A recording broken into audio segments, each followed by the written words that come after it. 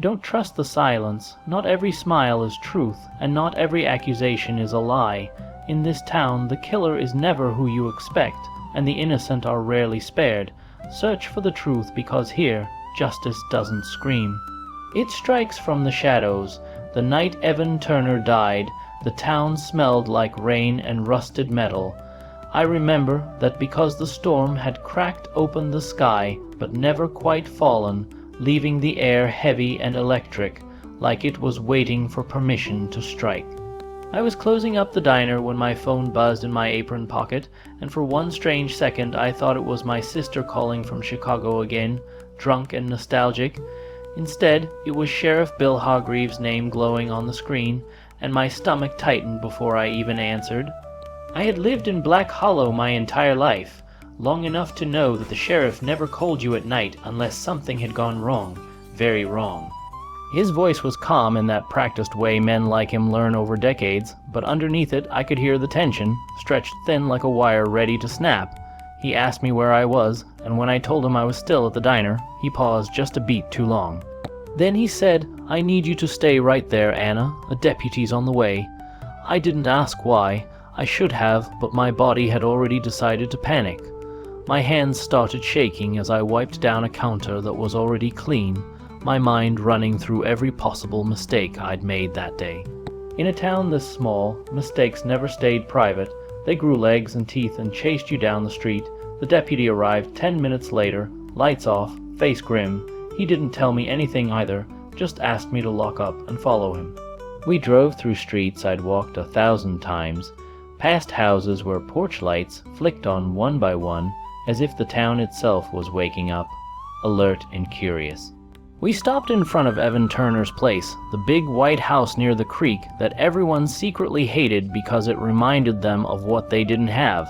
Evan was dead in his study, slumped over his desk with a bullet in his chest. I knew that before I saw him, because Black Hollow had a way of telling you things before words ever did. The silence inside that house was thick and wrong, the kind that presses against your ears. They didn't let me go near the body. They didn't have to. Evan Turner had been my high school English teacher, my landlord, and for 6 messy months after my divorce, my mistake, the last person known to see him alive, the last person to argue with him, the last person who had something to lose. By the time the sun came up, half the town knew I was being questioned. By noon, the other half knew I was the prime suspect. Black Hollow loved a simple story. It loved clean lines and obvious villains. A divorced woman in her 30s, no kids, living alone, working too many hours, sleeping too little. A past relationship with the victim. A public argument just 2 nights earlier at the grocery store, where Evan had grabbed my arm and hissed something about owing him. Someone had filmed it, of course they had. I told the sheriff the truth. I told him Evan had been threatening me because I'd decided to move out, because I'd stopped letting him control me, because I'd found old paperwork proving he'd been overcharging me rent for years. I told him I'd gone home after work that night, that I'd eaten cereal for dinner and fallen asleep on the couch with the TV on. No alibi but loneliness. They found my fingerprints on the desk, my coffee mug in the sink, my hair in the guest bathroom trash, things that had been there for weeks, but context didn't matter anymore, only narrative did. When they let me go that evening, the town had already convicted me. People I'd known since kindergarten crossed the street to avoid me. The diner cut my shifts temporarily. A brick came through my living room window 2 nights later with a note taped to it that said murderer in shaky red ink. I stopped sleeping. Every time I closed my eyes, I saw Evan's body the way it must have looked when someone found him alone, surprise frozen on his face. I started replaying every conversation we'd ever had, searching for some hidden clue, some warning I'd ignored. That's when something started to itch at the back of my mind. Evan had been afraid of someone, not me, someone else. I remembered the way his voice had dropped whenever a certain name came up. The way he'd stopped going to church, stopped hosting town dinners, stopped smiling in that polished way that had made everyone trust him. I remembered him asking strange questions about the old quarry road, about who came and went at night, about whether I ever noticed cars parked too long outside my place. So I started asking questions too. In a town like Black Hollow, asking questions is its own kind of crime. People get nervous, doors close, conversations stop when you walk into a room, but I'd already lost everything that mattered: my reputation, my job, my safety.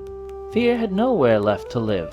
I talked to Nora Finch first, the librarian who knew everyone's secrets because everyone forgot she was there. She told me Evan had been researching old land records obsessively, especially properties near the creek. I talked to Mike Delaney, the mechanic, who admitted Evan had brought his car in 3 times that month for electrical issues that never existed. I talked to Pastor Glenn, who avoided my eyes when I asked about Evan's last confession. The more I learned, the clearer it became that Evan hadn't been the man Black Hollow thought he was. He'd been hiding something big enough to get him killed. The sheriff didn't like my questions. He told me to let the investigation do its job. He told me I was confused by grief, but his deputies kept circling closer, waiting for me to slip, waiting for the story to end the way they wanted it to. The break came from someone I'd barely noticed my entire life, Claire Henson. She worked part-time at the post office, quiet, polite, forgettable. She brought me my mail every day without comment, even when the envelopes were full of hate. One afternoon, she slipped an extra envelope into my box with no stamp and no return address. Inside was a flash drive. I almost didn't plug it in. Paranoia had become my shadow, but curiosity won. What I found on that drive made my blood run cold. Financial records, audio files, videos taken from a hidden camera inside Evan's study. Proof that he'd been blackmailing people in town for years. Affairs, embezzlement, crimes buried so deep they become part of the soil. And in the corner of several videos, reflected faintly in a glass cabinet, was a woman's face. Claire's. I confronted her that night behind the post office, heart pounding so hard I thought it might betray me. She didn't deny it. She didn't cry or beg. She just looked tired, relieved. Evan had ruined her life, she said. Used her access to mail records to trap her, threaten her, force her to help him spy on people. She'd found the camera by accident, found the files, and when Evan realized she knew, he'd told her she was disposable. So she'd killed him. She told me she hadn't planned to frame me, not at first. But when she saw how easily the town turned on me, how neatly I fit the story, she let it happen. Survival made monsters of ordinary people. I recorded everything, her confession, her reasons, her quiet, shaking voice. The sheriff tried to bury it, tried to call it coerced, unreliable, but the evidence was too big, too ugly, too many important names attached. The state got involved. Claire was arrested. Evan's legacy collapsed. Black Hollow reeled.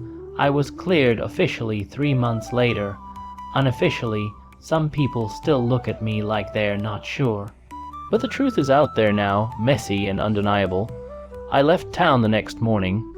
Sometimes I still smell rain and rusted metal and feel that night press in on me. But I'm free, and in a town built on lies, that feels like justice. Thanks for watching.